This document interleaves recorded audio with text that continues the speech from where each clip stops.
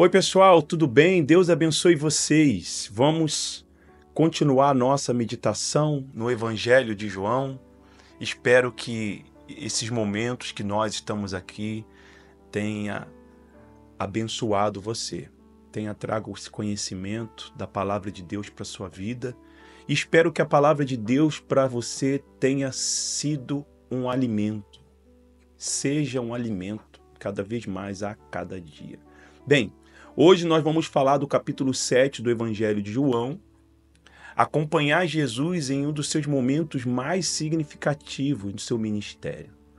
Durante a festa dos tabernáculos, aonde ele vai lá para Jerusalém, no templo, e lá no templo, nesse capítulo, ele tem o seu debate falando da sua identidade e culmina aí convidando as pessoas para beberem da água da vida. Declaração do Senhor Jesus muito forte que nós vamos ver nesse capítulo. Vamos explorar também os eventos e temas e mensagens que nos chamam a reconhecer Jesus, a única fonte de vida, aquele que pode transformar o coração da humanidade, tá bom? Então, vamos meditar? Pega a sua Bíblia, pega uma caneta, um papel, para você anotar os versículos que mais te impactarem, para isso ficar gravado no seu coração. Vamos meditar.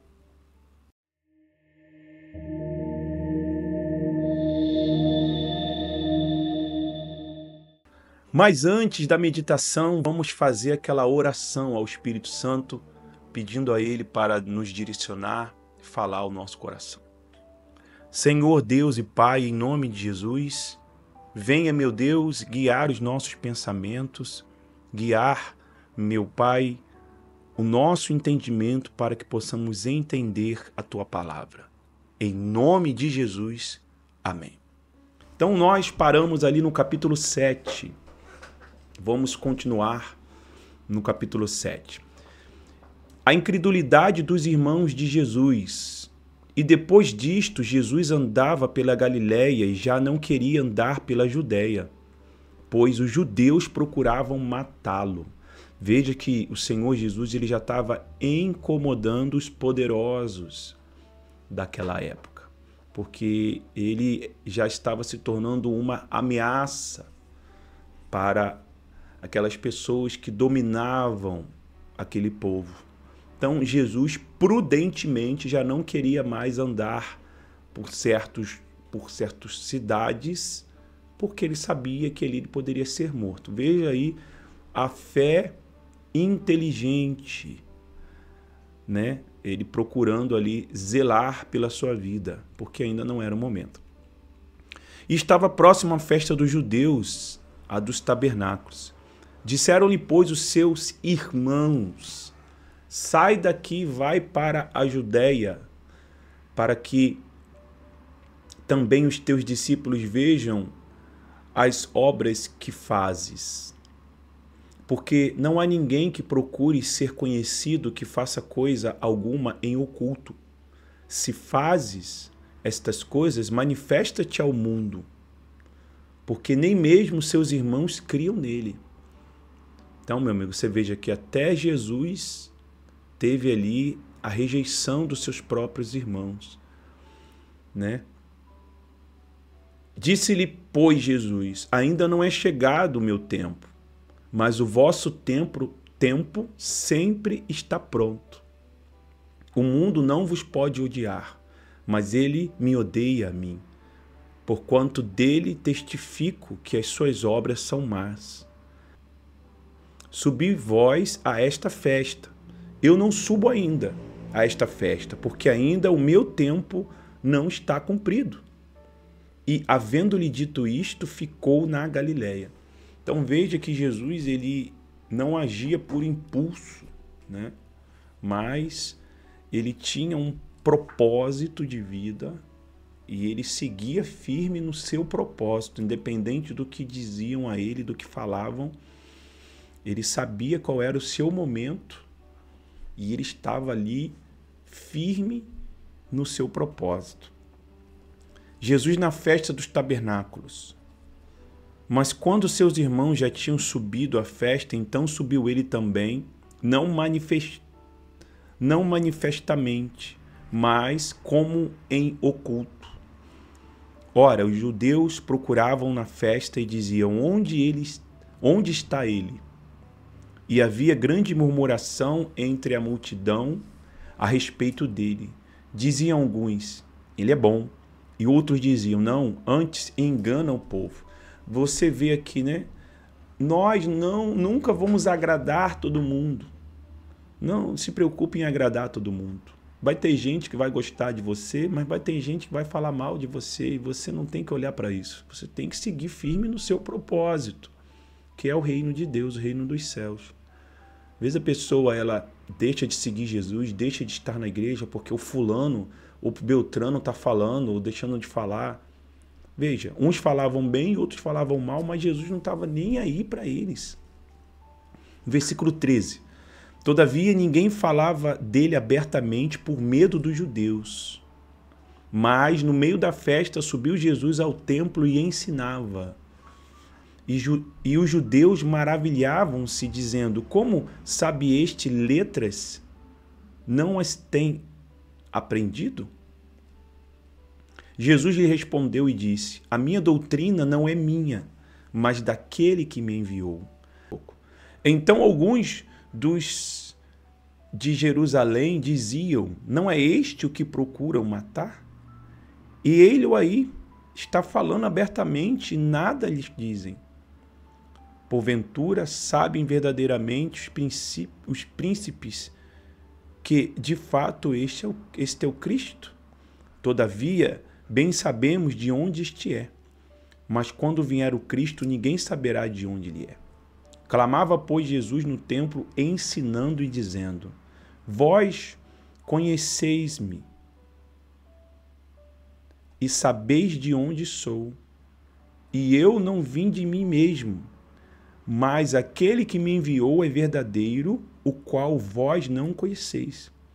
Mas eu conheço, porque dele sou e ele me enviou.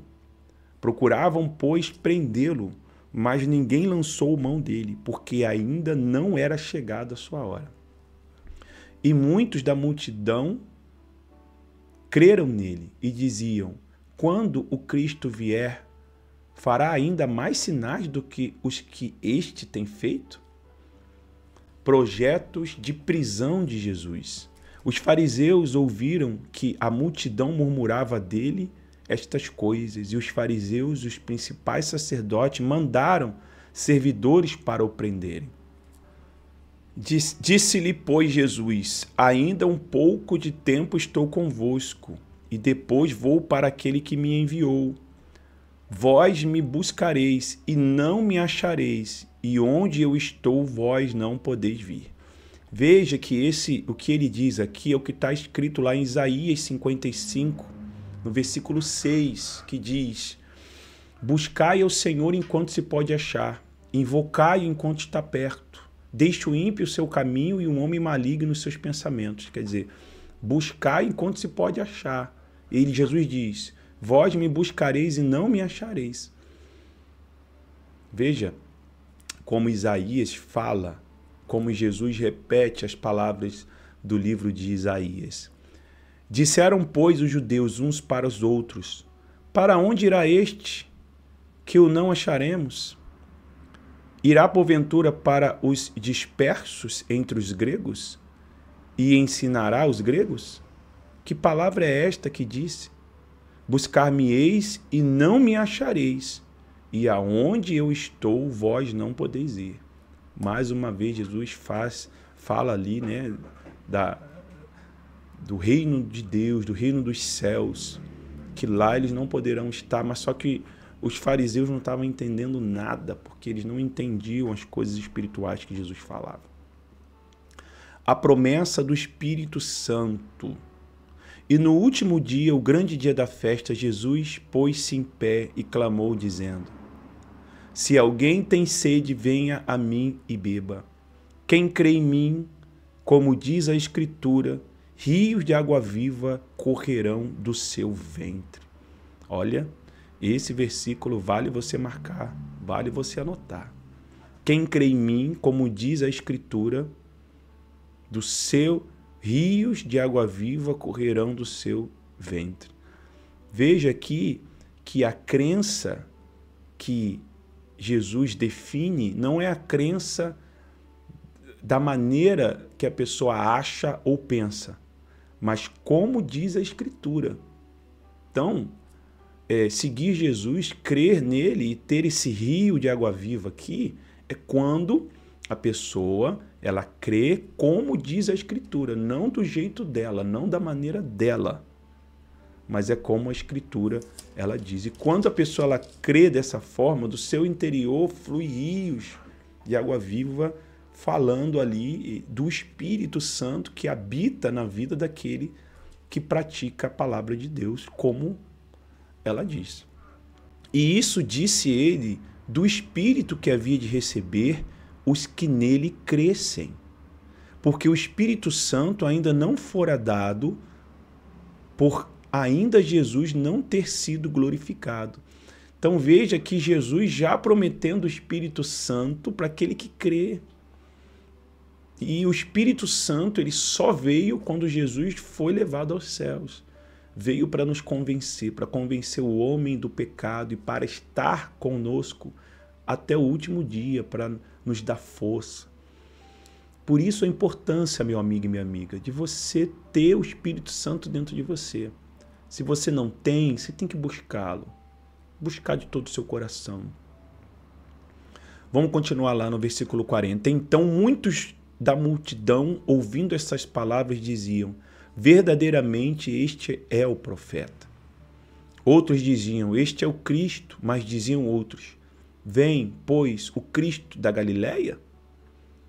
Não diz a Escritura que o Cristo vem da descendência de Davi e de Belém, da aldeia de onde era Davi? Assim, entre o povo havia dissensão por causa dele. E alguns deles queriam prendê-lo, mas ninguém lançou mão dele. E os servidores foram ter com os principais sacerdotes e fariseus, perguntaram: por que não o trouxeste?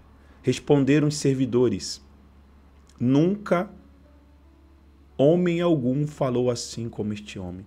Veja que a palavra de Deus, a palavra de Jesus era tão forte que deixava as pessoas atônitas. E até aqueles que foram lá para poder prender ele não conseguiram.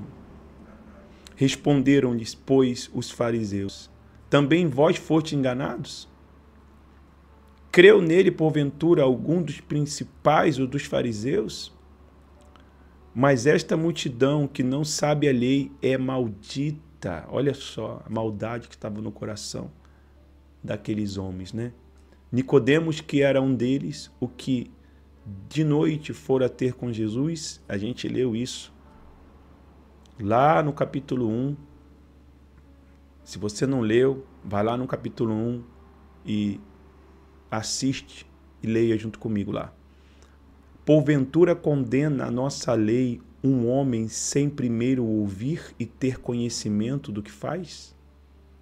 Responderam eles e disseram-lhe: és tu também da Galileia? Examina e verás que da Galileia nenhum profeta surgiu, e cada um foi para a sua casa. Bom, ficamos por aqui hoje com a meditação do capítulo 7. Espero que essa meditação tenha abençoado a sua vida. Anota aí no papel os versículos que mais te impactou. Reflita nele para a sua vida, o que esse versículo pode acrescentar para você, o que você pode mudar, o que ele pode ser de melhor para você, tá? E fica com a gente. Se você ainda está aqui no canal, mas não é inscrito, se inscreve no canal, ativa o sino de notificação e vem meditar junto comigo no livro de João, o Evangelho de João. Bom, até o próximo capítulo, capítulo 8, aonde vem falar aí da mulher adúltera. Deus abençoe a sua vida.